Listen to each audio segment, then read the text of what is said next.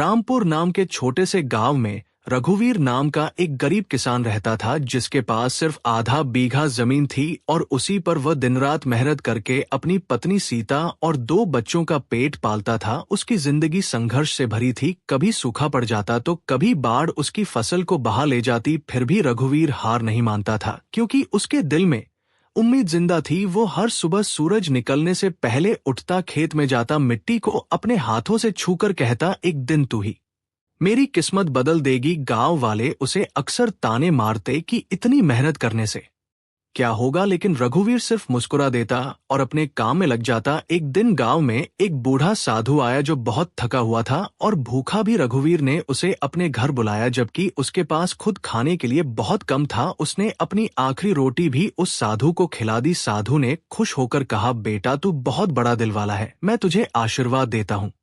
तेरी मेहनत रंग लाएगी और तुझे ऐसा दान मिलेगा जो तेरी किस्मत बदल देगा। रघुवीर ने इसे बस आशीर्वाद समझकर भूल गया और फिर अपनी मेहनत में लग गया। कुछ दिन बाद जब वो अपने खेत में हल चला रहा था तो उसे जमीन के अंदर कुछ कठोर चीज टकराई। उसने मिट्टी हटाई तो वहां एक पुराना लोहे का संदूक मिला। उसने उसे खोला तो उसमें सोने के सिक्के और कुछ पुराने आभूषण थे। रघुवीर की आंखें फटी की फटी रह गई।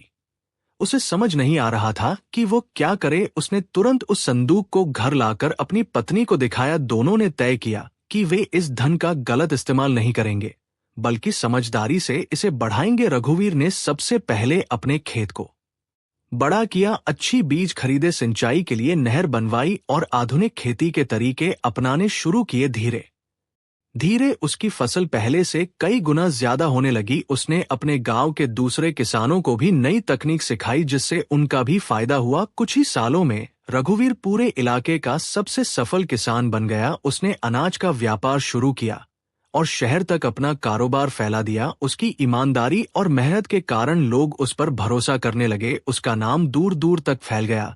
लेकिन सबसे खास बात यह थी कि रघुवीर ने कभी अपने पुराने दिन नहीं भूले। उसने गांव में स्कूल बनवाया ताकि गरीब बच्चों को पढ़ाई का मौका मिले। उसने अस्पताल बनवाया ताकि कोई इलाज के बिना न मरे। उसने जरूरतमंदों की मदद करना अपना धर्म बना लिया। एक दिन वही बूढ़ा साधु फिर से गांव में आया। रघुवीर ने उसे पहचान लिया और उसके चरणों में गिर पड़ा। साधु मुस्कुराया और बोला, बेटा मैंने तुझे सिर्फ आशीर्वाद दिया था, असली चमत्कार तेरी मेहनत और तेरे अच्छे कर्मों ने किया है। रघुवीर की आंखों में आंसू आ गए। उसने कहा, अगर उस दिन मैंने आपको खाना न खिलाया होता तो शायद मेरी जिंदगी कभी न बदलती। साधु ने कहा, बेटा यही जीवन का सत्य है। जब तुम बिना स्वार्थ के किसी की मदद करते हो तो भगवान खुद तुम्हारी मदद करते हैं। समय बीतता गया और रघुवीर अब देश के सबसे बड़े किसानों और व्यापारियों में गिना जाने लगा। उसके पास दौलत की कोई कमी नहीं थी, लेकिन उसका दिल आज भी उतना ही सरल और दयालु था जितना पहले था। लोग उसे सिर्फ उसकी अमीरी के लिए नहीं,